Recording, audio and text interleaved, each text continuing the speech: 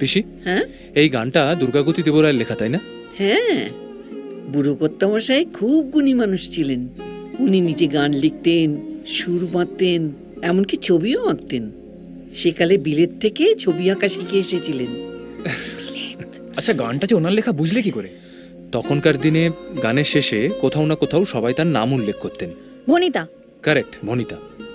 আরে শুনলি না, বসন্তে বসন্ত বলে বাসন্তী মা ডাকিনি তো, অকালে তোর বোধন করে দুর্গা দুর্গা পূজারত। দুর্গা দুর্গা পূজারত মানে দুর্গাগতি দুর্গা পূজা করছেন, তাই তো বেশি? হ্যাঁ, একদম। তখনকার দিনে বসন্তকালে প্রজাদের ঘরে খুব বসন্ত, মানে ওই চিকেন পক্স হতো। তাই বসন্তকালে বাসন্তী পুজো বন্ধ করে দিয়ে শরৎকালে অকাল বোধন শুরু করলেন। উৎসবের দিনে ঘরে ঘরে অসুখ বিসুখ তো ভালো দেখায় না। কি দারুণ না পিসি?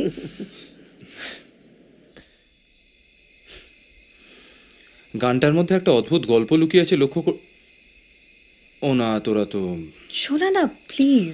না, কি হলো, সেবার কর বাকি পড়ায় মহারাজা কৃষ্ণচন্দ্রকে বন্দী করা হলো। নিজেরই শুরু করা দুর্গাপুজো, কিন্তু উনি করতে পারছেন না, কারণ তিনি কারাগারে বন্দী। তাই তার দুঃখের শেষ নেই। চোখের জলে কৃষ্ণ কাঁদে, বাপের বাড়ি ফিরবে বলে। সেই দুঃখেতে কাঁদল উমা, তার পূজা কি রইল বাকি। উনি যখন কারাগার থেকে বেরোলেন, দেখলেন দুর্গাপুজোর সময় অতিক্রান্ত। কাজেই কৃষ্ণনগরে বড় করে জগদ্ধাত্রী পুজো শুরু করলেন। আমরা তো সচরাচর চন্দননগরের জগদ্ধাত্রী পুজোর কথা জানি, কৃষ্ণনগরেও কিন্তু খুব বড় করে জগদ্ধাত্রী পুজো হয়। জগদ্ধাত্রী রূপে উমা কৃষ্ণ গৃহে ফিরল নাকি। মহাতবচাঁদ জগৎ শেঠ, মহারাজা কৃষ্ণচন্দ্র, দুর্গাগতি দেবরায়, এই তিনজনের মধ্যে কানেকশন হচ্ছে ওই ছুরি। হাতে জগতের ধন, কোথায়? বনপুকুরে। Good evening. কি ব্যাপার, হিস্ট্রি প্রফেসর সুবর্ণ সেন হঠাৎই এঁদো বনপুকুরিয়া? ও, রাজা কৃষ্ণচন্দ্র গুপ্তধনের সে রাবিশ রিউমারটা শুনে চলে এসছেন। ভালো, খুঁজতে থাকুন, খুঁজে পেলে তো ভালোই। All the best. ও, আমি ত্রিশূলপাণি দেবরায়, এ দেবরায় রাজবংশে মৃত ছেলে। So Seely.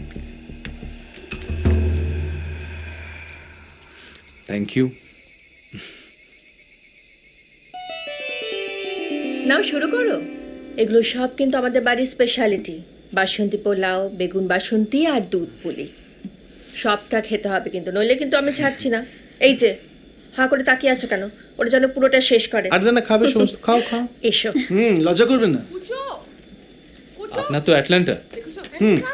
এটা নিয়ে কিন্তু আপনিও ইউকে থেকে ব্যাক করলেন।